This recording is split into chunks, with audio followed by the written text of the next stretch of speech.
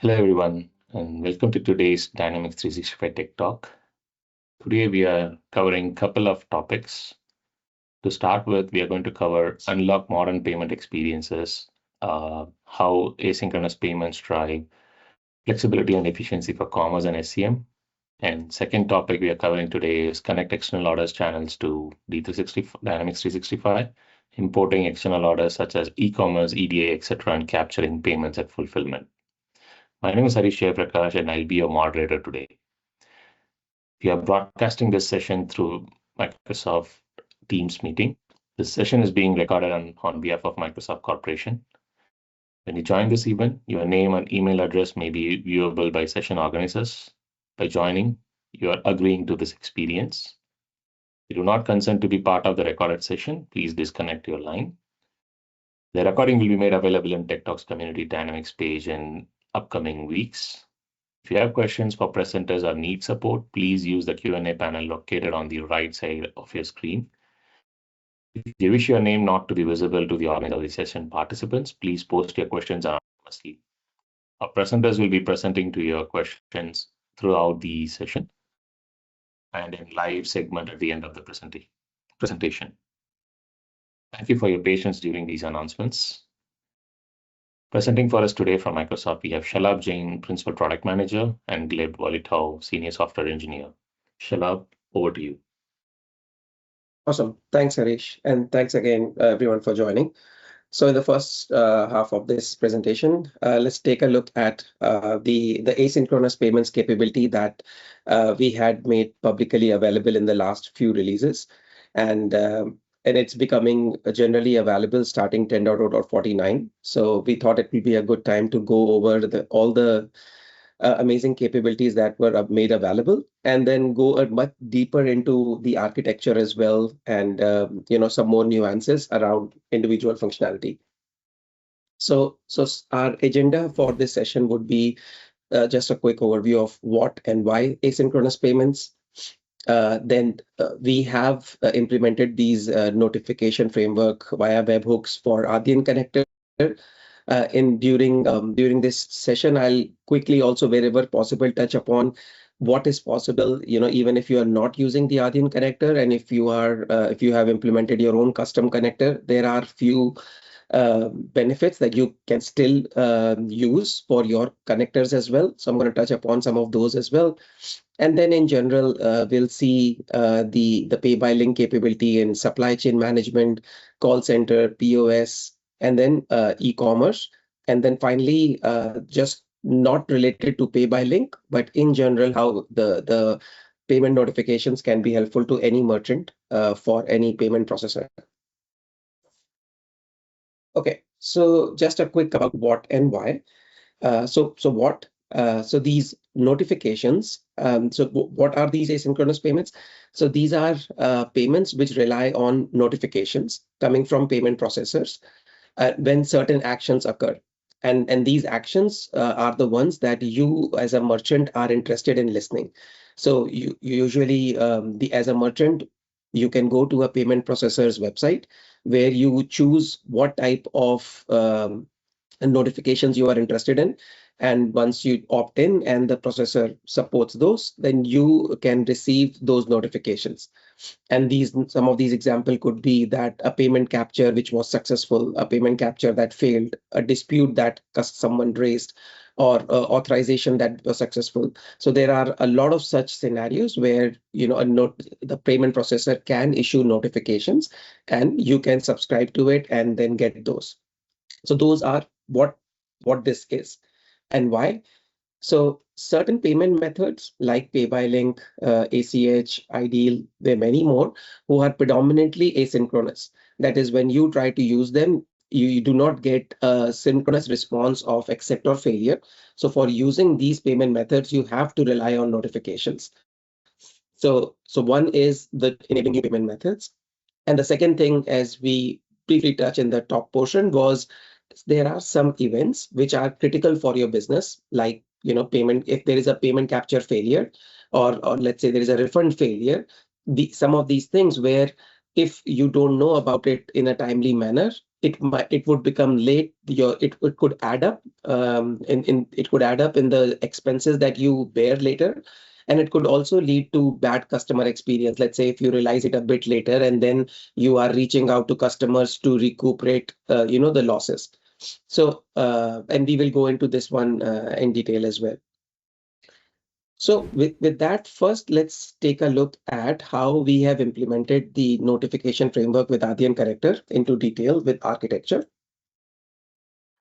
So so on the left hand side of the screen, what you see is something called commerce service. This service is a multi-tenant service which was used not only for notifications, but it was used for some other scenarios within commerce. The most important one was the co-pilot summaries that you see on the POS. It was leveraging commerce service as well, and so for payments notifications, we took a dependency on that as well. So this is a multi-tenant service which has two data sources. One is MDL and one is a Dataverse SQL storage. This is where we save all the required notification, all the required configurations, security, keys, any kind of anything that to make or HMAC secrets where which are needed to make sure that the notification coming is from the right source. And then it also saves some notifications metadata as well, which the service needs to read for completing this whole process. So just starting at a few major components, and then we will go into a deep dive into the activity diagram as well. So the first thing is, like, once you have enabled all the required the features from the feature management, then you would see some forms where you would have to fill up the HMAC value, the OAuth client IDs. And so there is a form on headquarters in the commerce trade parameters where you provide these values. Once you provide these values, these get saved in the Dataverse SQL storage here. Then, so you also need to go to Adyen portal to choose what all notifications do you want to subscribe to, and then you also provide, by the way, the link to where this Adyen should send out the notifications when that particular event occurs that you are interested in. So you set up these values here, you configure the Adyen portal, and by the way, the communication between this Adyen payment gateway and our core service Power Platform API, that's the webhook implementation. That enables all of these processes. So one setup is done and the FNO side, we have configured the Adyen portal. We have chosen what notifications we are interested in. So now let's say from POS or e-commerce, somebody requests a payment link. In case of POS, a cashier initiates a pay by link, or in e-commerce, a consumer initiates a pay by link. Using the cloud scale unit, basically we subscribe to notification in our commerce service. What that means is we are waiting for a notification to arrive for a particular ID. Now, internally, we use a variation of transaction ID. So whatever transaction that we have that is getting associated to the pay by link, we use that ID to subscribe to that notification, so that the commerce service actually knows when they receive a notification, where do they have to send this notification. So for that transaction, the CSU first subscribe to that notification. Now the commerce service is waiting for notification for that transaction. Now then the commerce scale unit would create a payment link by connecting to Adyen. Once so now the payment link is generated, the customer can complete the payment, and once they complete the payment, Adyen would send a notification that about that particular payment. And in that notification, it will have the same ID that we had subscribed to our commerce service.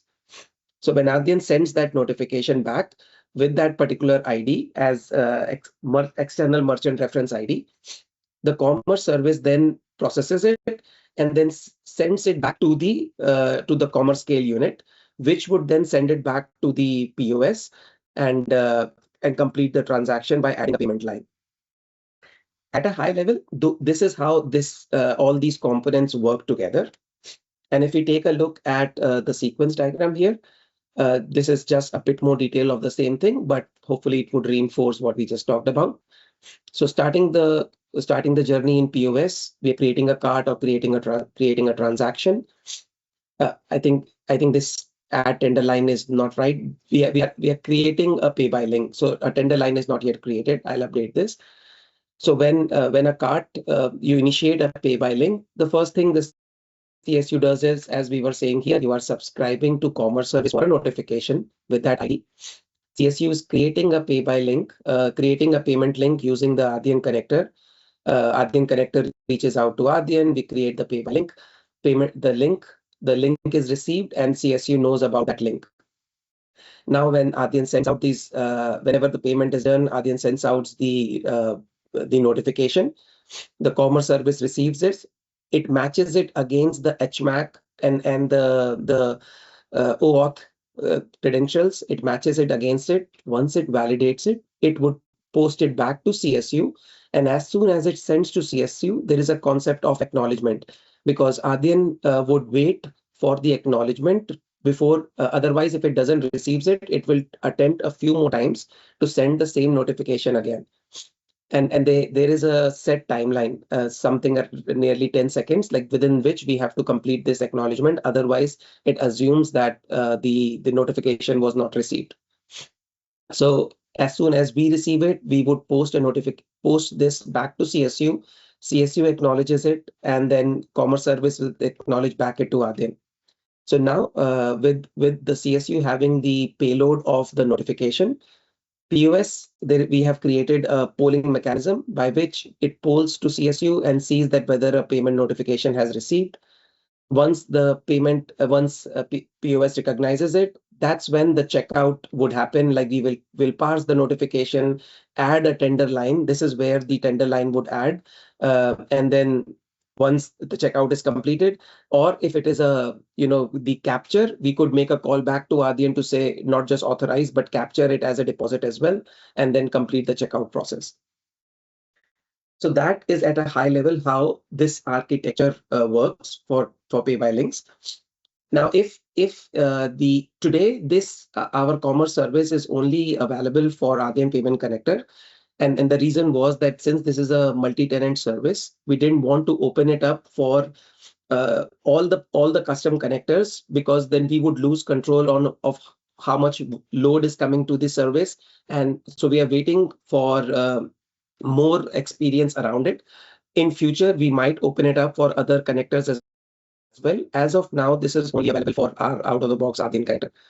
Now, but that doesn't mean that the third-party connectors cannot create these notifications. For that, there are a few ISVs already who had created their own notification listeners, and where for their payment processors, they can receive these notifications in their service, which will then send the data back to CSU. And from there on, once the data is in CSU, you could the polling processes that we have created, that could benefit all the connectors. And we are actually planning to release some kind of documentation around how a custom payment connector can benefit from some of the existing pipelines that we have built to make this happen for Adyen, so that you don't have to redo all these connections. The notification service part has to be custom, but we want to make sure the other polling mechanisms for the polling mechanism for CSU or by POS, those can be reused. Now, this was the example for POS. Now, for headquarters as well, like supply chain management or call center, they can also create pay by links. In that case, the pay by link request would be initiated from headquarters. And it will be saved with commerce service. So like subscription would happen through here. And then once commerce service receives that notification, it would know that I need to send that notification to headquarters and not commerce scale unit. So the subscription provides that information to commerce service so that it knows when it receives a notification what to do with it. So that's how this particular framework would work for headquarters as well.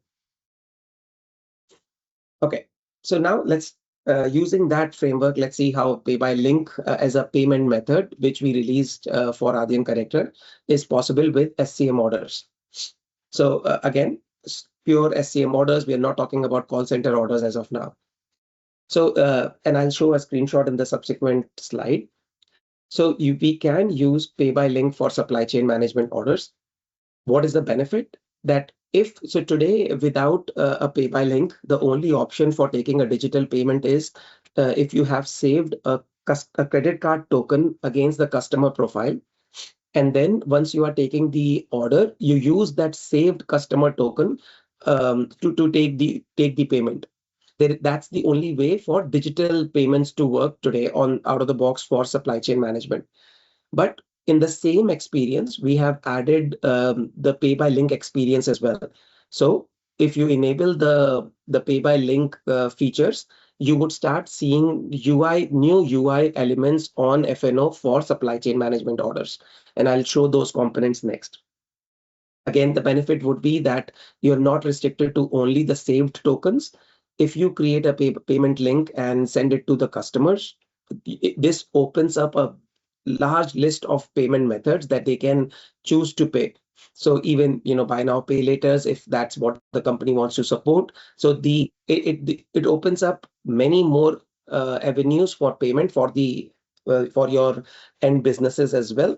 So hoping that that can improve your bottom line too, because then it opens up more options to pay. Now, the other one is that optionally, as a functionality, we have provided the ability to put the orders on hold until the customers make a payment. So let's say you have created a payment link.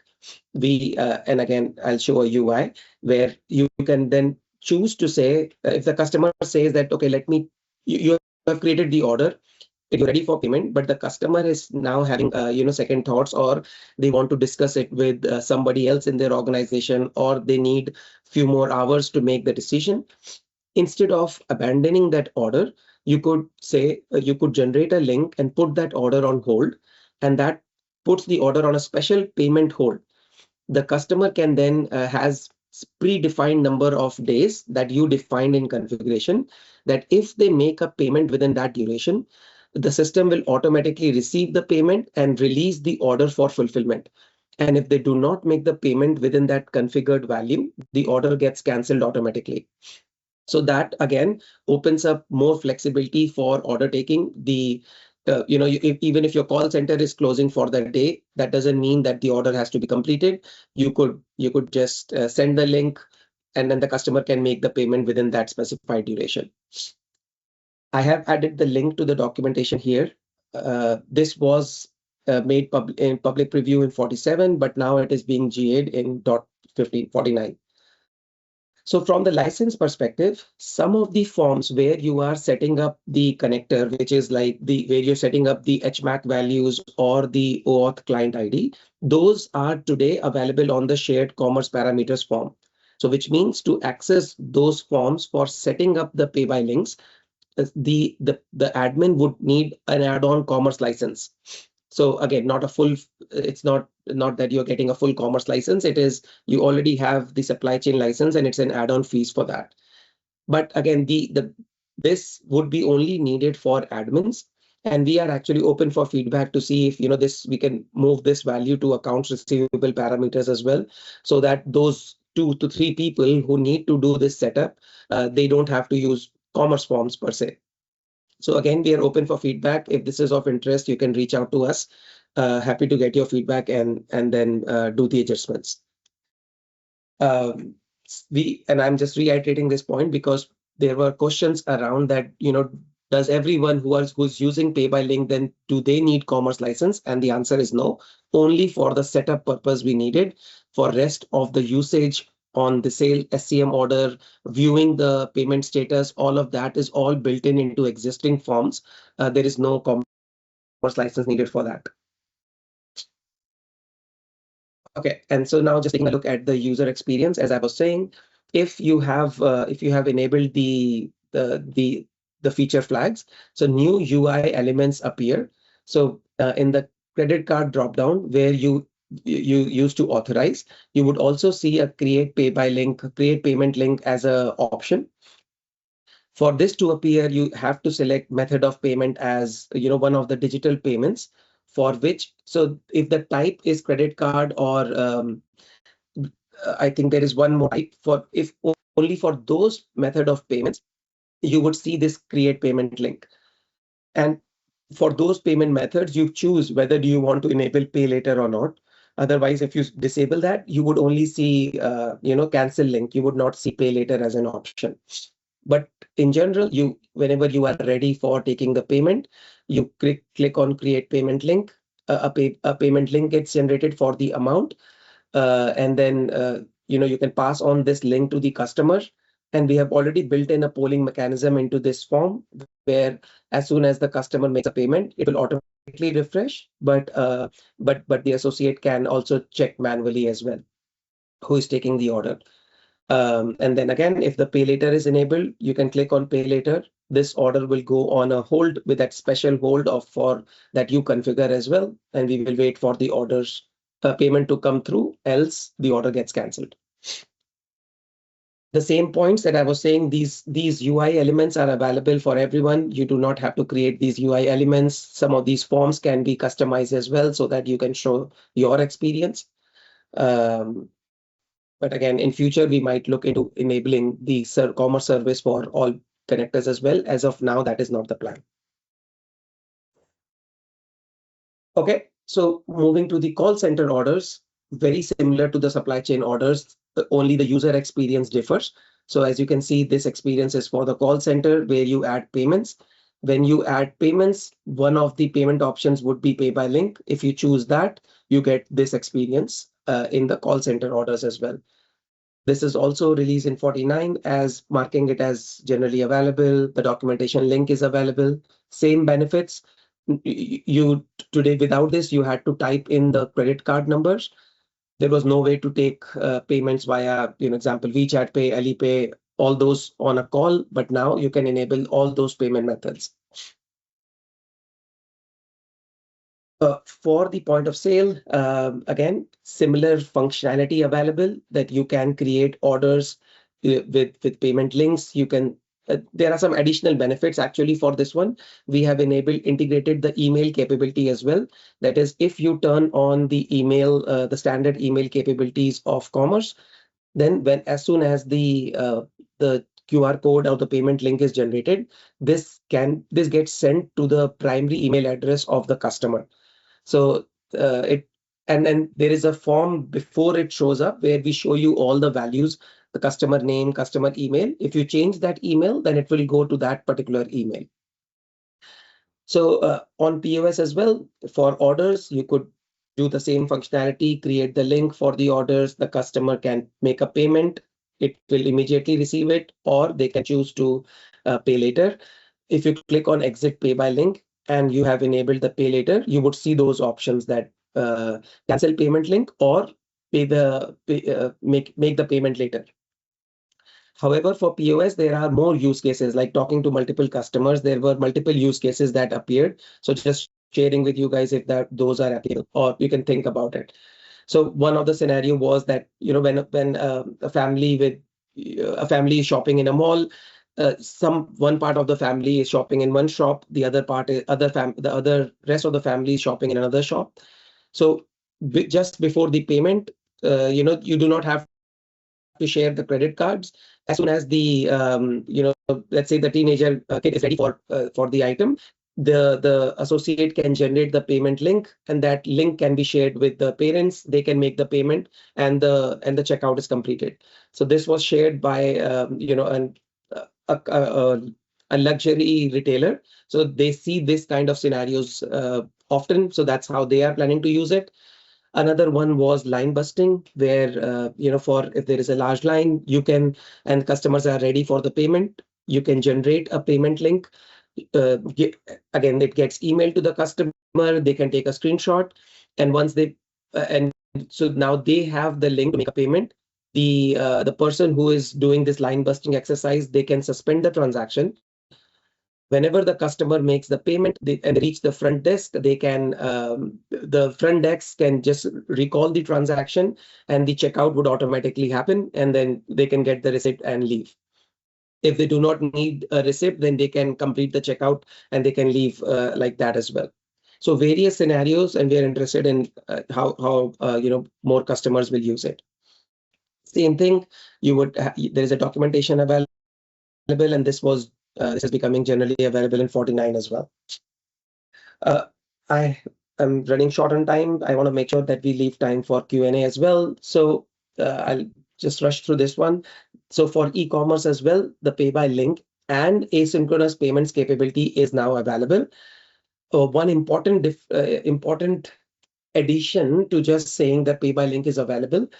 To make this work, what we have enhanced our checkout cart as well. What that means is that if you are using the asynchronous checkout behavior, then as soon as you use a asynchronous payment, whether it is pay by link or any other payment method, the cart gets logged.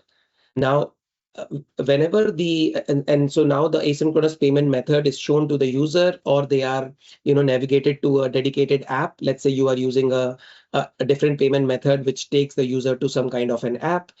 Whenever whenever our e-commerce framework receives a notification back, at that point in time, the cart RCSU will automatically add a tender line, and the commerce scale unit would initiate the checkout as well. So that means we are not dependent on the browser to complete the checkout. So even if the redirection fails, it doesn't mean that the checkout would fail. As long as the commerce scale unit receives a payment notification, the server itself would add the payment line and automatically initiate the checkout, and so the customer would receive the order email. So again, removing the dependency of the browser or browser redirect to be successful, or the connectivity issues. And we have also improved the error logging as well. So you would see scenarios where, in case the payment was done, but the checkout failed for any reason, any of such scenarios which can still occur, we have added more logging that and made it available in headquarters as well. The documentation is still pending. We are working on that, but yeah, all of these would be available. More checkout visibility and the payment status success would happen for e-commerce. This is my last slide before opening up for Q&A. All the pay by link and asynchronous payments that you saw, those are great functionalities that they add to your business. However, that doesn't for payment notifications, you do not have to depend on these new payment methods. For example, if you are using even credit card or debit card today, when you make a call to a payment processor and request for a payment capture, you do receive a success message, but that success does not guarantee that the payment capture actually happened, because the payment capture on a credit card can take a few minutes and sometimes even more. So, and what you are getting a success is just an acknowledgement that yes, we have received your capture request. Now, in most of the cases, the capture request is successful if your authorization was successful, because there is an amount which is put on hold on the card as well. So in most of the cases, it is successful. But there are some fraud scenarios or some hackers as well sometimes, who can play with these type of time differences. That is from the time you are authorizing, from the time that you are capturing. So basically, with this functionality, you can set up that what notifications do you want to receive in headquarters. So again, even without the pay by links, if you are using digital payments, we believe this is an important functionality you should definitely try out. So that payment notifications for credit card failures, for refund failures, to make sure your customers are having a good experience. And I've mentioned that this can result in thousands of dollars of losses. We have experienced this. We have seen where the customers were having issues with their customers were having issues in getting their capture, but they realized it a bit late. And now, to mitigate that, they have to go to different payment processors portal and figure it out there, either manually capture it or contact customers to take the payment for the orders which were released. So again, that becomes a headache. So please go through the documentation, and you should find how you could benefit from this even without pay by links with your existing digital payments. So with that, I know we have very less time, or probably over time as well. Harish, if we still want to continue, take a minute to answer questions, or there's a way to answer them offline. There's one question while you're bringing it up. There was a question, why not sending the link through SMS? Yeah, that's a great question. It's just that we don't have an out-of-the-box integration with any SMS provider. So for now, that's a customization. SMS could benefit for other functionalities as well, like sending receipts, right? So, but as of now, we don't have that available, and hence that is not added. So that requires customization. Okay, so I'm sharing the second topic here. So this is even the content is more, and this is very, very important. We have received multiple partners, who have attended it. They have reached out to us for one or the other questions to make this happen. So we thought it would be really helpful to go through this in a broader forum, and then after this presentation, we also plan to release in the next few days relevant documentation for people to go through and make the integrations possible.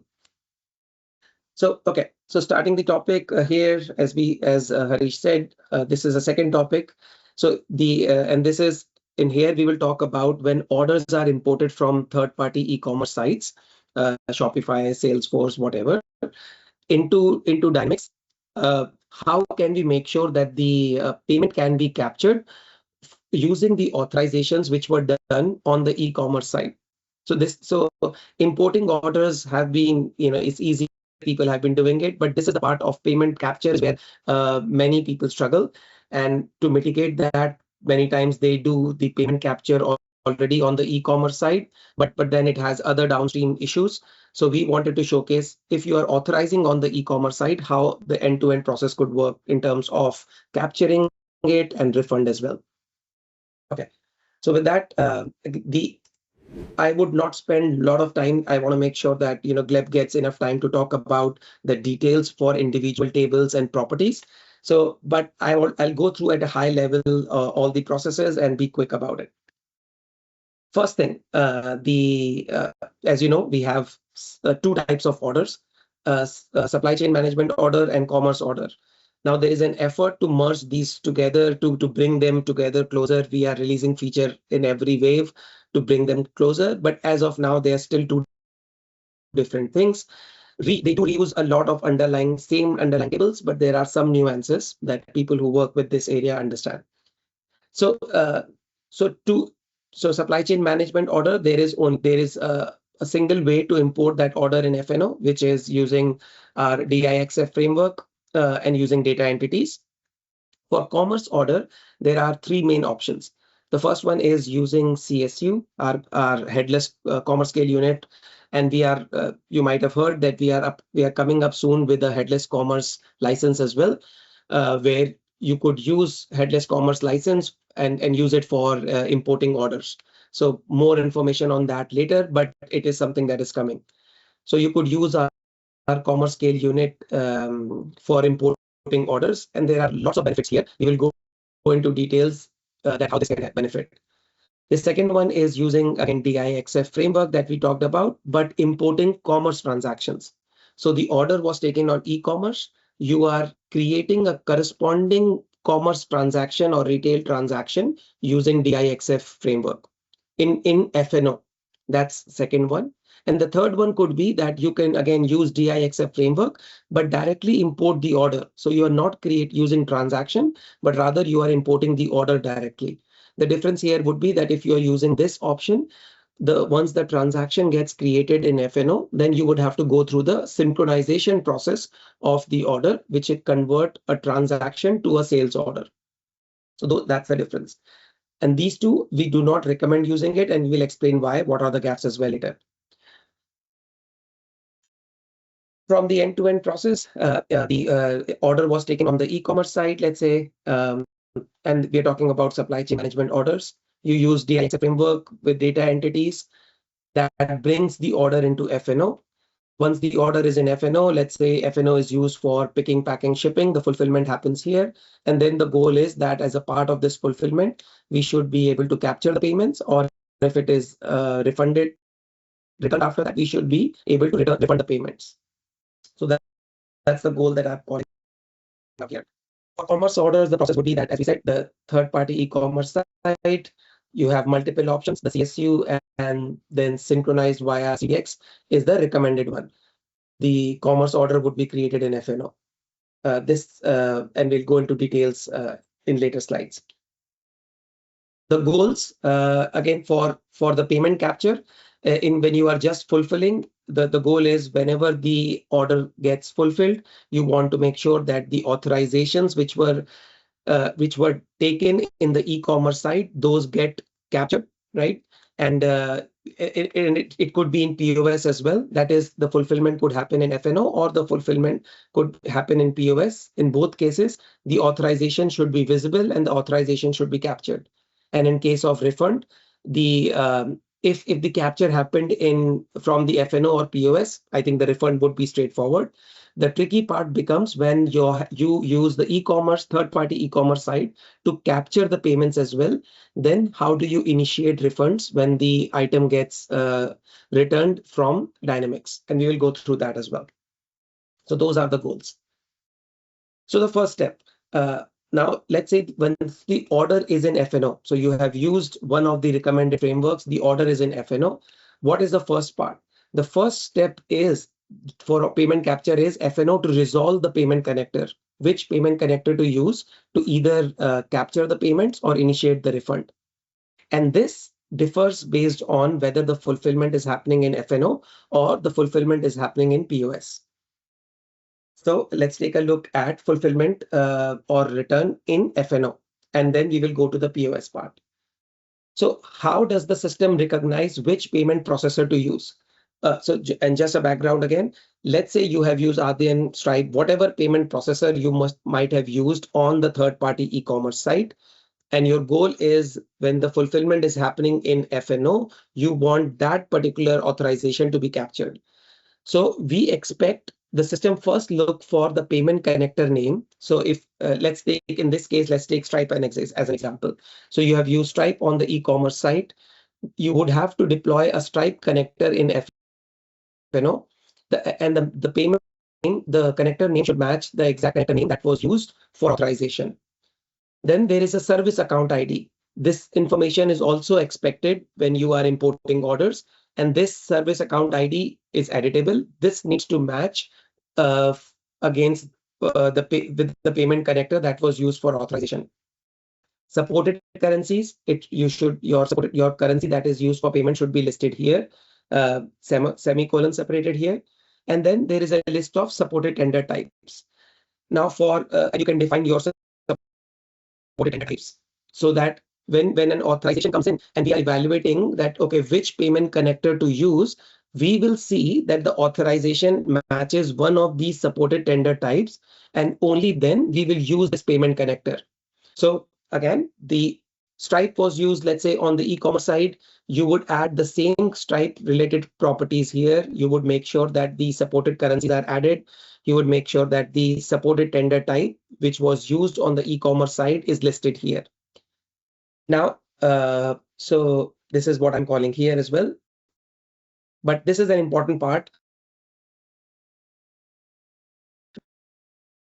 You are using Adyen connector on e-commerce side, and you are bringing the order to FNO, and you want to use an Adyen connector for capture. Now, the way we have implemented is that all the wallet payment methods, the local payment methods, they all map to a fixed tender type debit. Now, not ideal, but this was done historically, that we will make it more flexible in future. What that means is in the supported list of tender types, for Adyen payment connector, this is not an editable list. You would see only these values: Visa, Maestro, MasterCard, debit. There is a Discover and gift card. But it doesn't mean that, on the e-commerce side, you cannot use WeChat Pay, Alipay, Afterpay, Affirm, Klarna. You could use whatever you want. The only limitation is when you are importing that transaction to the FNO, the card type for that transaction has to be imported as debit. Again, that's a limitation for now. We will fix that, improve that flexibility in future. So the transaction when gets imported in FNO, that has to be debit, and then we would know that yes, okay, for this authorization, I can use this payment connector, and and the system will then proceed with making a call to that payment connector and capturing or refunding the amount. So this is one of the critical ones, which is how do we identify which payment connector to use.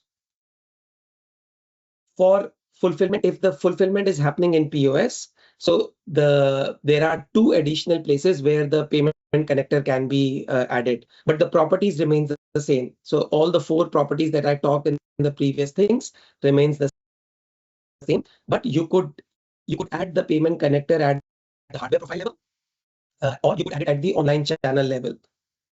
So, and you know that at the register level for POS, there is a configuration which says for card not present, that is, let's say while fulfilling, all you are doing is capturing an existing authorization, which is card not present. So you decide for the card not present, should we use hardware station or should we use a retail server or commerce scale unit? If you say that I want to use hardware station, that means that our POS will only look at the hardware profile associated to that register. So then you need to make sure that whatever payment connector was used online is used for your POS as well. But many times customers do not want to use that. In such cases, you should use the use retail server, which is our commerce scale unit, for processing for card not present. If you do that, which means then now you could add the connector either at the one of the hardware profile level, or you could even create a new channel just for saving the payment connector information. Now what happens is on the POS, when you are actually trying to capture the payment, when we are looking up for a payment connector, we not only look at the hardware profile, we look everywhere. We look at payment services, we look at online stores as well. Oh, sorry, we don't look at payment services. We look at hardware profiles and we look at all the online stores as well. These are the primary places where we look for a matching connector, which matches the name, which matches the service principal ID, which matches the currencies. The only difference being that in case of POS, we do not look at the supported tender types. That is, you do not have to bring the transaction in as a debit, as I was explaining in the previous one.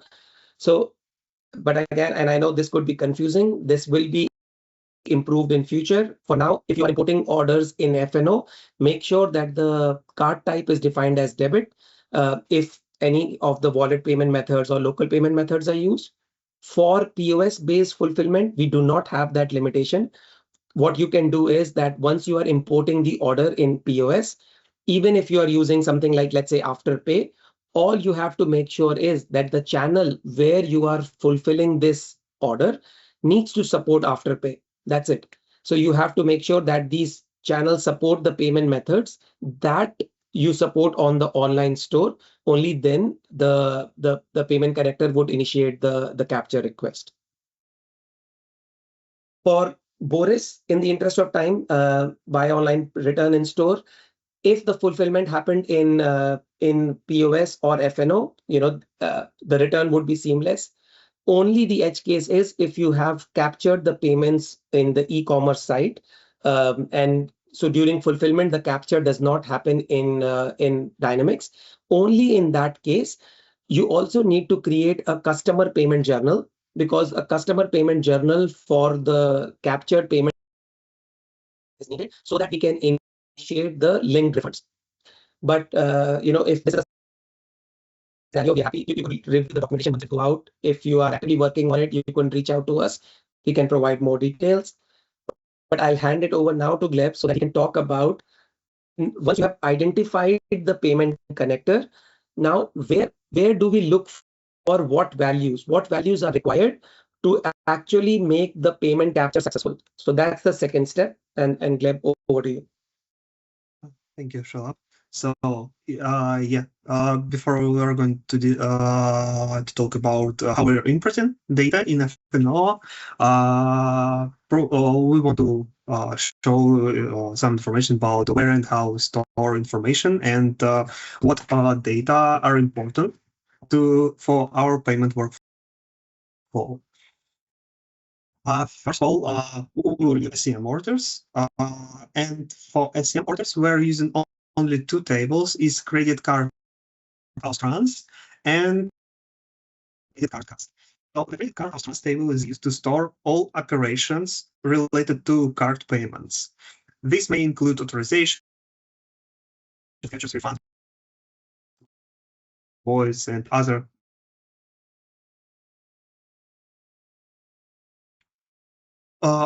Here we the most important fields for credit card house trans and credit card cost that we're going to review. One of them it's two of them it's currency code and credit card type name. Those two fields contains in came from XML document or after payment was authorized, captured, or some or imported. And those fields are used to validate payment before calling payment processor. So we're using these first to confirm that card type is supported by payment connector, and currency code also is supported by payment connector. Also, we're using those fields in configurations for FNO to understand if additional data are required before sending a request to payment connector. Those data are L2 and L3 data that may be important for your countries. Another field is card token that contains XML document with information about card to make sure that this information, this card could be used to create new authorizations during a reauthorization process, or used in another sales order created in FNO, and for some validations. Sorry. This field we are using for all our payment operations, like when we are going to capture. We will also look into this field for authorization and take all information from here. And next field is unique card ID. That is also important, and it's some kind of link between credit card house trans and credit card cost tables, because it helps us to identify that the imported data or data that came to FNO, they're correct, all references correct, and there is no not something wrong was imported or provided. And regarding credit card cost table, this table is used just to store customer cards, and we are using customer account number in FNO to link exact credit card to that customer, that this credit card could be used in some another order, or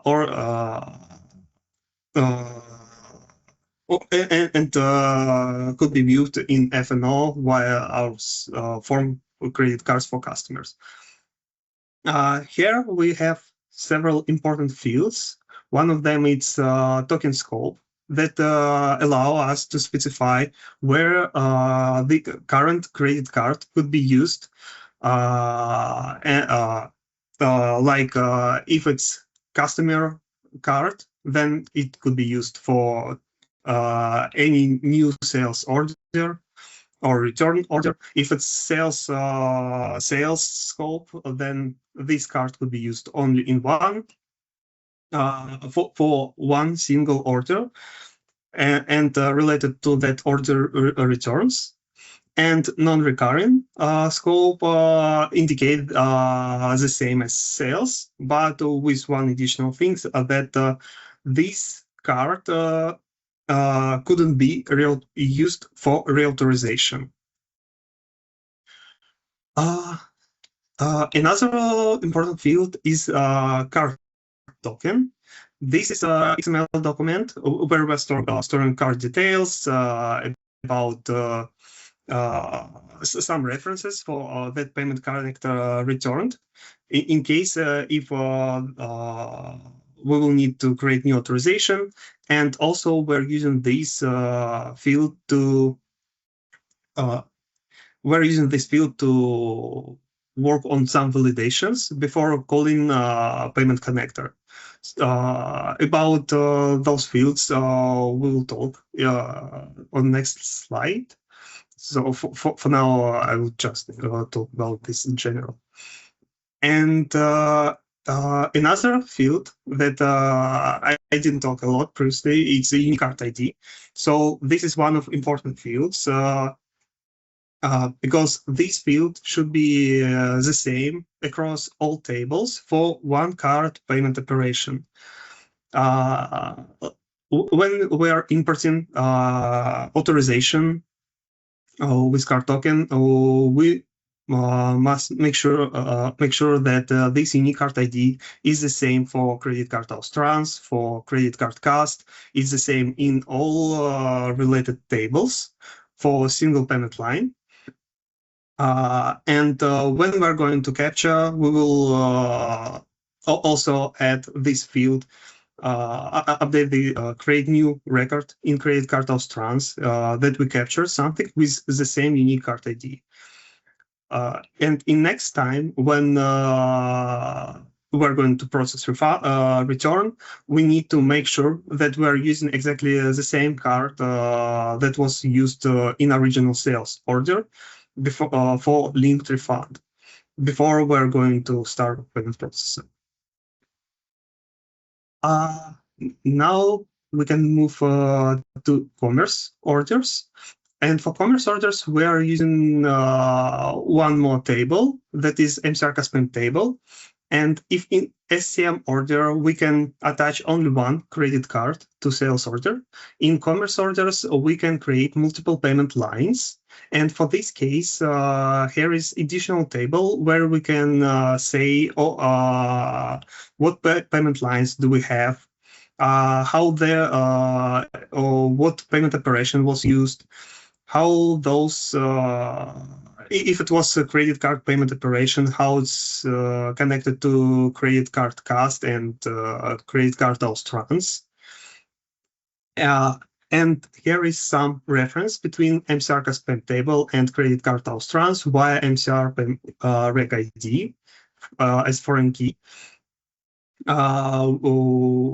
Which we are using to identify that some authorizations related to a specific payment line. Yeah. So yes, thanks, Gleb. So in the beginning, we talked about how we are determining what connector to use. This slide talked about what are the tables where the information is saved, what are some of the key properties to look at.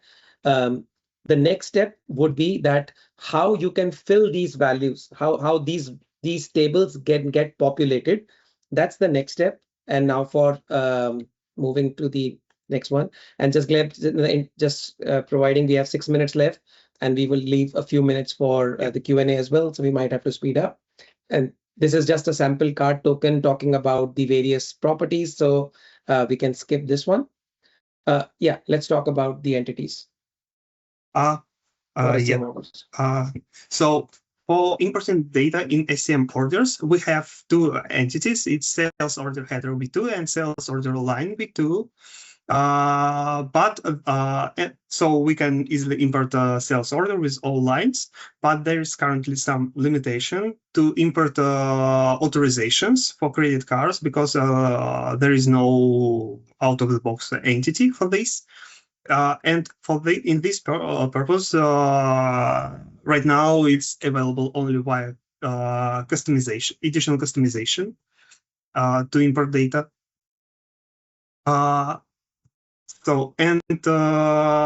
Here is one more additional thing that I would like to cover. It's about those card types.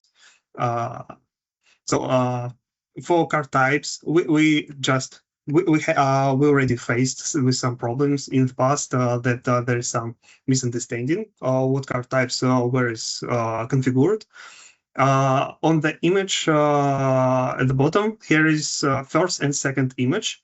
You can see credit card type and supported tender types. So credit card type, first image, it's a credit card house trans table where we store all operations. And as you can see, it's this name exactly matched to supported tender types by payment connector. But also we have another form in FNO that is called card types, where we can configure card types that are supported by FNO. And on third image, this is displaying information about payment line, where we specified card type as master. And in this case, master is mapped to MasterCard supported type in between FNO and payment connector.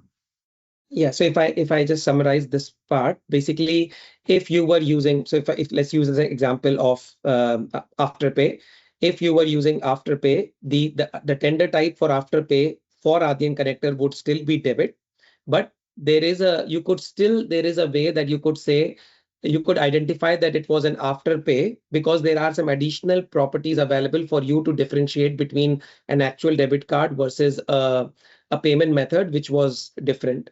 So it just provides that flexibility. But again, in future, for this connector, we will make this flexible as well. Summary for this slide is that the credit card auth trans, which is an important table for supply chain management, this requires a custom entity as of now, but we are planning to provide there is some technical limitations why we cannot provide this. We did not provide this entity out of the box, but we will provide the guidance on how you can create your own. And we'll share the reason as well once that documentation is out. But for now, as long as you create your own table, this you can import the credit card authorizations. Yeah, let's cover this one in the we have 2 minutes left. This is an important one for commerce orders. So for commerce orders, we have one of preferred method how to do it. It's via our CSU API.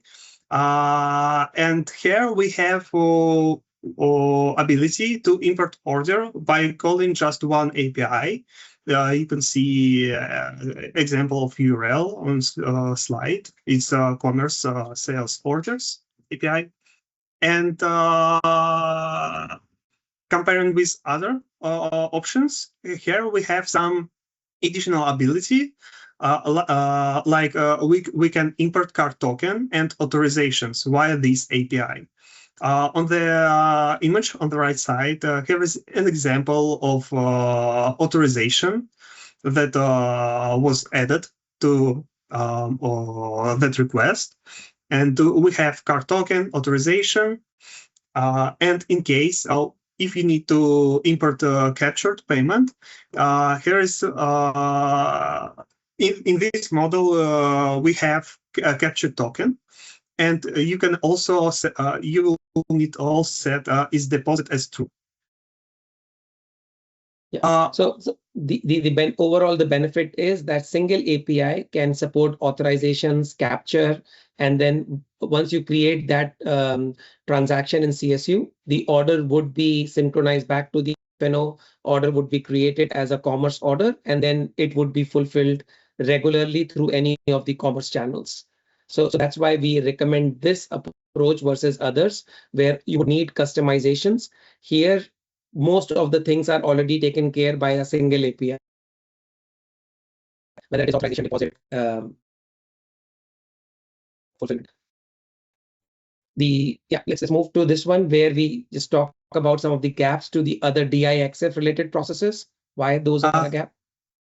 So yeah, right now we have when we are going to import via our retail transactions or commerce transactions, there we have entity to import payment transactions, but the currently gap is that we can import only captured payment.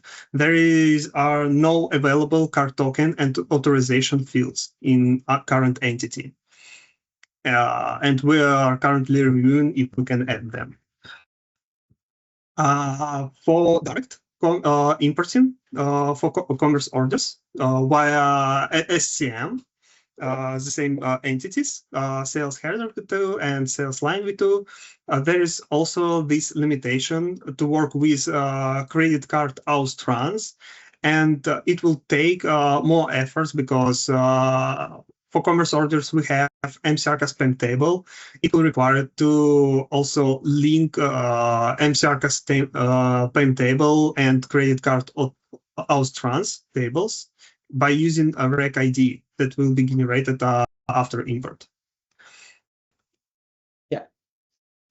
So that at a high level, we talked about how the connector is used, what properties are matched. The second step was which tables were needed to populate so that the system knows which connector to use and then to call the connector. We talked about the limitations of some of the entities. Some will be filled. Some, for example, these two DI accept things for commerce orders. We are not planning to update these because we believe the commerce scale unit API is the best way. It provides all the capabilities to make the data import work so that subsequent fulfillment can happen in commerce channels. So that at a high level, and then we will also create documentations which should be released in the next week or so for making this end-to-end, more detailed and possible. But if you're working on something and you need help, feel free to reach out. In fact, we have few questions on the chat, Shalab. I'll probably take one. Let's take one by one. First question is, are there any additional costs associated with leveraging the Adyen payment notification flow? No, there are no additional costs. If you already have connector, so for enabling that feature and using notifications, nothing. Okay. The second question is, for a pre-auth and capture flow, when is this capture triggered? Is it on invoice? That's a question. And then pick or pack or common scenarios we face to ensure funds are captured prior to goods leaving the door. Yeah, so during picking and packing, we do validate whether the authorization is valid. So I think that's out of the box already functionality. Gleb, you want to add something to that? Yeah, so for pick and pack, we are only checking if authorization is still valid, if it's not expired. And in this case, if it's expired, we will create reauthorize or create new authorization. Capture will happen only during invoice. So, one more question. Storing card tokens in credit card table will cause it to grow significantly over time, similar to what we already experiencing in commerce. What cleanup or retention options are available to help manage database capacity and prevent excessive table growth? Yeah, so that is also solved already. So if you go to archive credit card transaction form, there already is a checkbox which says delete without archiving. I think we have made some more improvements on that one for 10.0.49, where basically what you could do is you could delete just the credit card auth table properties by using the out-of-the-box batch job. So stay tuned for 49, where we have made this more intuitive. But you can even do it today if you go to the archive credit card transactions form, and you would see some of these options, and there is already documentation available to make this possible today. And further improvements of this are planned for 49. So I'll update more documentation. This would conclude our event. The recording will be made available in Dynamics TechTalk community site in upcoming weeks and in the Microsoft Community YouTube channel. Once again, thanks for joining, and really appreciate taking time and joining us today. Thank you. Thank you. Thank you.